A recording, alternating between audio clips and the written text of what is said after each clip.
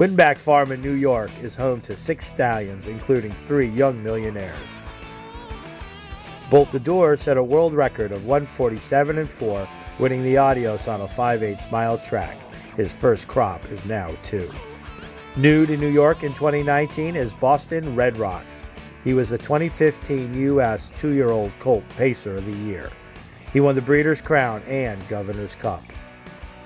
Also new in 2019 is Motzah. His exciting race record includes winning the Zwig Memorial and Simcoe Stakes. He finished second in the Hambletonian and Breeders' Crown. For more information, visit windbackfarm.com. Hello, everyone. I'm Heather Vitale for Harness Racing Update. From having a Horse of the Year to being named Trainer of the Year to earning a spot in the Hall of Fame, Linda Toscano has basically written several chapters in harness racing history. And even with her volumes of impressive work, the dedicated and talented conditioner is always looking for her next masterpiece.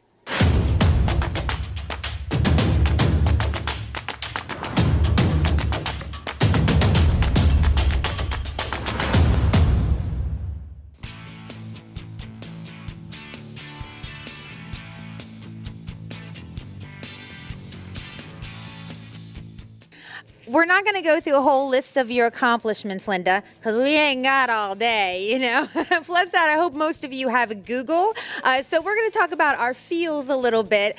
You were a horse crazy girl who made it big. So how often do you have to pinch yourself?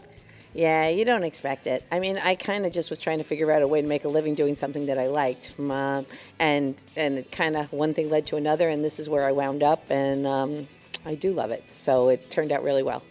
Tell me the story again, because I love this story. Basically, how you just kind of found your way to a barn one day. Yeah, it was a little bit different. My parents, I grew up in Brooklyn. So when I moved to Long Island, I needed something to do with myself because I was a city kid. And the city kid got transplanted into the country, and I was very unhappy. And my dad loved racetracks, and my mom thought, yeah, if I got her riding lessons, she could probably meet a rich man, because that's the way my mother was thinking. So anyhow, I started taking riding lessons, and a friend Denise Teeters, had gotten a job at Roosevelt Raceway. She kept her riding horse where I kept my riding horse, and she said, why don't you come down and get a job? And when I went down, I stayed. I love that story, and it was a happy ending too.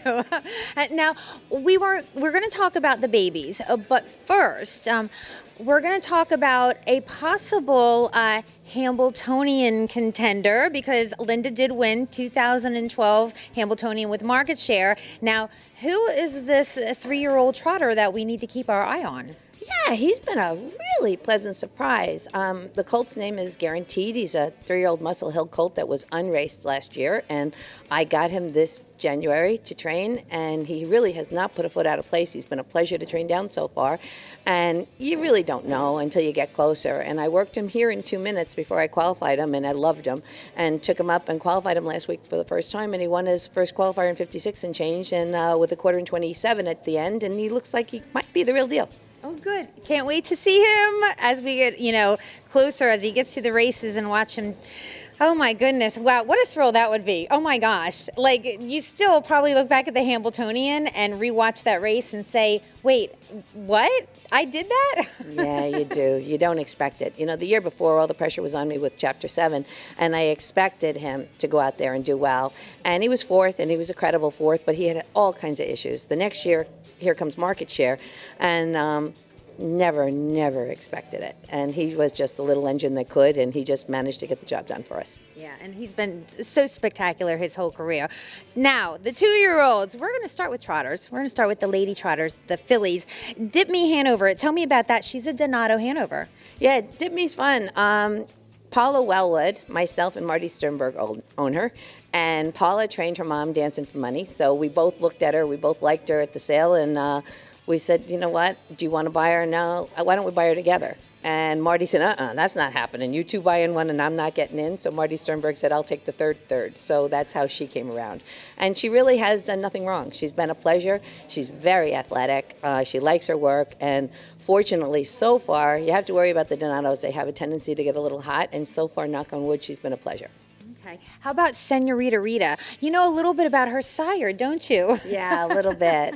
Lovely filly. Lovely filly. Looks the part. Ken gave a lot of money for her, but and she's really also another filly that she shows a lot of talent. She's great gaited. She's got a good attitude. She doesn't care whether she cuts it or whether she comes from the back. She's just a nice filly. We're going to stick with the trotting fillies at Bayou. She's a Father Patrick.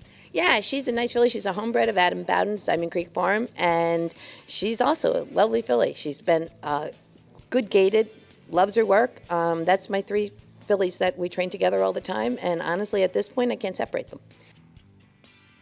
Now we'll go to the pacing fillies. Shining Beauty, Captaintreacherous out of American Jewel, and everybody knows American Jewel, a world champion. Yeah, no pressure here, but she's been knocking on the door every single year, American Jewel, and this filly by the captain, and she's got all the credentials. She's the right size. She's beautiful gaited. She's got a good attitude. She's just a lovely filly. Rocknificent, and we've got a name change here from Dio's Proclamation, another captain out of another, no pressure here, but I believe a first foal, right, out of Rocklamation, who was a Dan Patch Award winner and a world champion. Yeah, she was a little tough getting started. She was a little bit on the lazy side, so we kind of kept her in groups and jogged her in group the whole time. Always great gaited, always, that part wasn't an issue. She wasn't as motivated as I would like to see her. And all of a sudden we started going 2 trips with her and it's clicked in, and she's done everything right from that point on. Isn't that nice when it just clicks, right? She's like, oh, this is what I do for a living now, right? That's almost exactly how it happened. It was like one day she said, I got it. You want me to pass horses? So it's been good so far. We're going to move on to Satomie, a Captaintreacherous half-sister to a really nice horse, right? Yes, that's a Hanover. She's big, beautiful filly and great gaited and learning. She's a little bit slower to get it than the rest of them did. She was a little slower to hit a pace, but now that she's got it, I've moved her up into the better set. I occasionally drop her back down again for her confidence, but she can certainly do it. I think the faster we go, I think the easier it'll get for her. Okay, we're going to talk about some boys now, trotting boys, and the one I have here to talk about is Merger Hanover, another Chapter 7. Yeah, just been not big, great gaited, unbelievably terrific attitude, trots clean. So far he hasn't had a bad day. Would like to see him a hair bigger, but you know his dad wasn't very big either, and his dad covered ground, and this colt reminds me a lot of his father. Now we're staying with the boys, the pacing boys now. Sailboat Hanover, a Captaintreacherous out of Shacked Up, who was a $1.5 million winner on the racetrack. Yeah, beautiful colt when we bought him. Got him broke. Absolutely horrific to get gaited. He just couldn't get it. He wanted to trot in the hobbles, and credit to Brad. He just went out there every single day with him and fiddled with him and hobbles out, different shoes. And one day he just figured it out. Right now he almost acts like one of the best colts. Oh, nice. All right. Yay, Brad. So Columbo's another one here, full brother to No Massa More, and this is a Sweet Lou. He is, and he's a beautiful gaited horse, much like his brother. Looks very different than No Massa More. He's a bay horse where the other horse is a brown horse. There's no white on this horse at all, but same gait. Really nice gaited horse. He's kind of one of those invisible horses. Sometimes when I'm going over my horses with Ken, I forget to talk about him because if we want to go in 30, he goes in 30. If we want to go in 20, he goes in 20.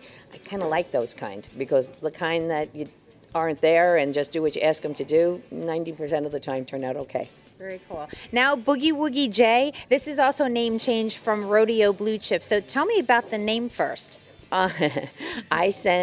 videotape every single colt when we're breaking them. And I like to see how they are. And, it's fun to kind of look back on if they turn out to be a good one.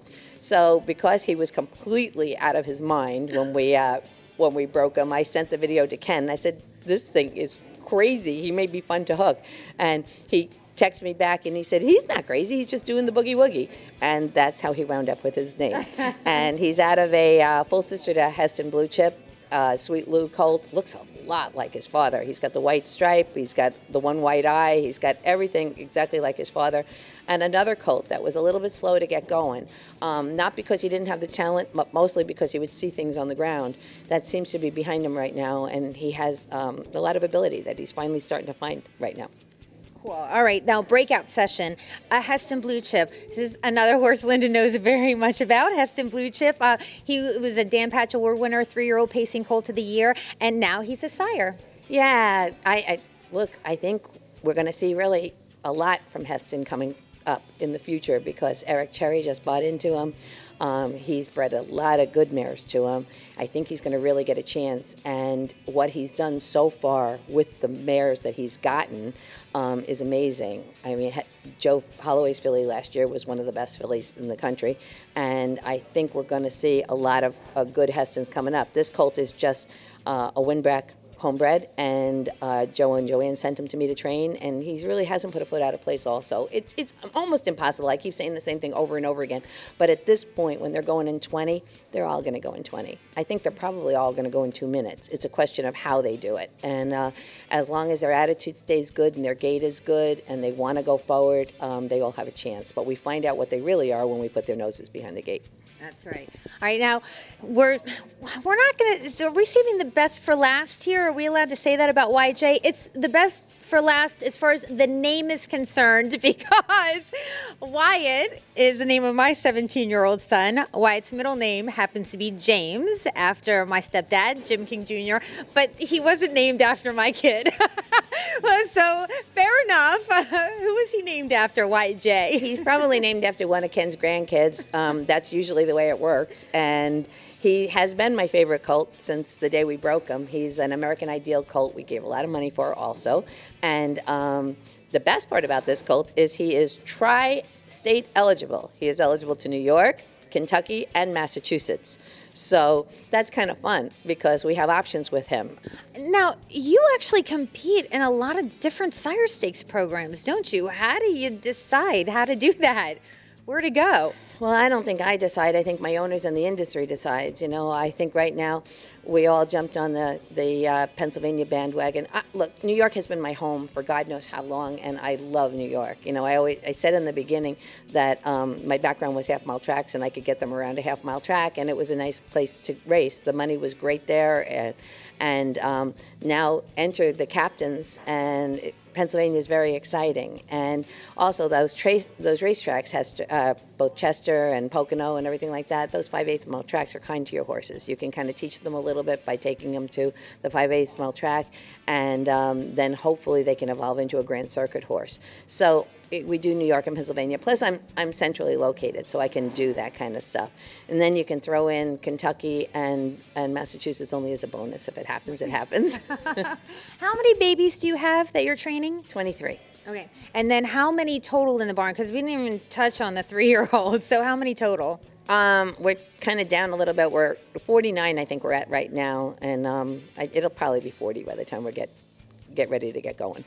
Still a nice sized stable. And, you know, I just got to tell everybody that I walk in the barn today and here's Linda. She's got copies of like the breeding for me and the schedule. And I mean, name changes. I was like, what planet are you from? Oh my gosh. I mean, you are so organized, and everyone sees what a hard worker you are. And if there was a popularity contest, thank goodness this is not high school, but if there were, Linda would win. One of the reasons is you never take full credit for anything, and I think people appreciate that. Well, I don't think you can take full credit for anything because it isn't all me. I mean, I can't do it without, it takes a village, and I can't do it without the owners. I can't do it without the people that work for me. I can't do it without, forget it. I could never do it without Brad because he does all the stuff here when I'm traveling from racetrack to racetrack, collecting accolades and everything like that. So, you know, there's no possible way. And as far as the schedules and everything like that, I just couldn't let Tony Alagna get all the credit for doing all those organizational things. So I thought I might be able to do something to make it a little bit more interesting for you. No, I love that. Tony, I hope you're watching. Yeah, because next year when we do twos in training, she's one up on you, I'm just saying.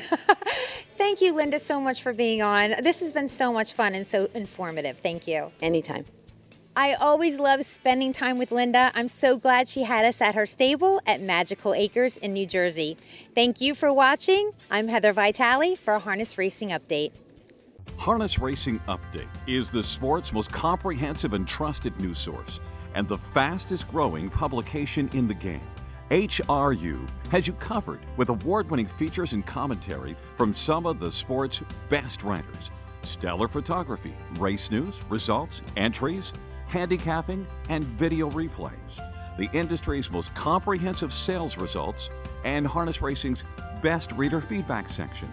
And it's all delivered free of charge to your email box multiple times each week. See why HRU is the most trusted news source of the sport's most important people from all facets of the industry. Subscribe today for free. To subscribe, just go to harnessracingupdate.com and then click subscribe for free.